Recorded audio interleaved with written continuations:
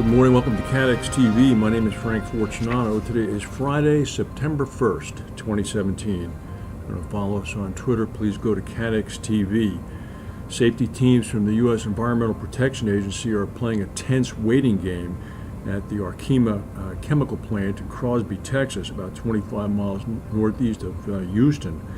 There's no power inside the plant. The chemicals that are inside are organic peroxides used to make pharmaceuticals and construction materials. They grow more unstable under heat. And of course, the refrigeration system for the plant has been long shut off now since Sunday as a result of the rains from Harvey and the flooding. Possible continued explosions sending noxious fumes of gas into the air are possible over the next 72 to 96 hours until power is restored there. Houston is beginning to recover somewhat, only in the sense that people are begun to return to their homes.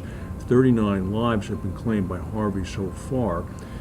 Further to the east, the city of Beaumont, with 118,000 people in it, is now virtually an island city. The authorities are struggling to distribute bottled water there. Port Arthur, Texas is also fairly shut down as well because of 25 inches of rain in 24 hours.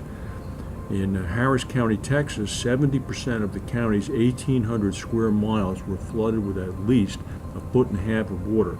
That's an area larger than the state of Rhode Island. Harris County, obviously, is where the city of Houston is.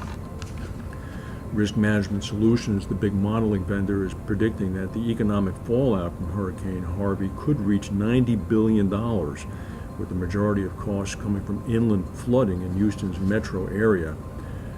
It's estimated that the United States' National Flood Insurance Program will have an estimated 500,000 policies impacted. According to Karen Clark and Company, the insured losses, the losses that will actually be covered by insurance out of that $90 billion, is only going to be $15 billion. And this estimate, of course, does not include losses for the National Flood Insurance Program, which is not paid for by the insurance industry. Additionally, one of the areas that will be paid for by the insurance industry is crop and livestock insurance. Crop losses in Texas's agricultural industry could be as high as $150 million. There also could be a substantial bill for cattle. About 1.2 million head of cattle graze in the 54 areas, the 54 counties that were declared disaster areas. It's not yet known how many of those cows have in fact perished. Analysts at the Royal Bank of Canada Capital Markets say that the usual reinsurance suspects are likely to be in line for any claims coming from Harvey, that being Munich Re, Swiss Re, and Berkshire Hathaway, likely to take the greatest share of any reinsurance losses. Harvey is largely a flooding event for private homeowners, but for commercial property and industrial type coverage, a greater proportion of flood risks usually are covered and passed upstream to reinsurers. It's also important to remember that these three reinsurers also have substantial commercial operations and actually provide direct coverage themselves, so the losses for them, in fact, could be somewhat significant. However, it's noted that it will not diminish terribly much their cat budget for the rest of this year, which right now, at least for the four big European reinsurers, Munich, Swiss, Hanover, and SCOR, have about 3 billion euros left in their budget for cats for the remainder of 2017. Of course, the effects of Harvey could diminish that dramatically. Interestingly, a decision came from Nairobi, Kenya earlier today, saying from the Supreme Court, saying that the presidential election on August 8th is invalid, citing irregularities and ordering a new vote within 60 days. The re-election of President Uhuru Kenyatta's victory stunned East Africa, and in fact all of Africa.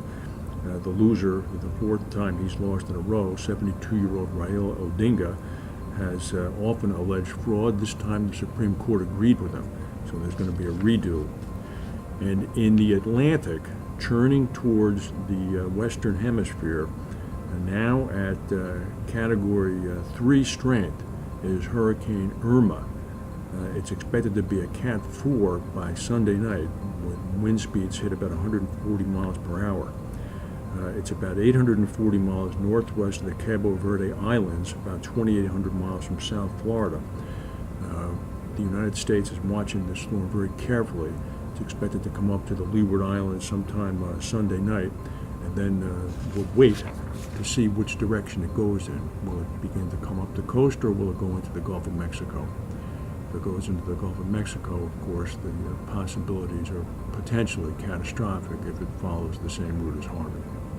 That's the news for today. There'll be no broadcast on Monday because of the Labor Day holiday in the U.S. We'll see you Tuesday. Thank you for watching.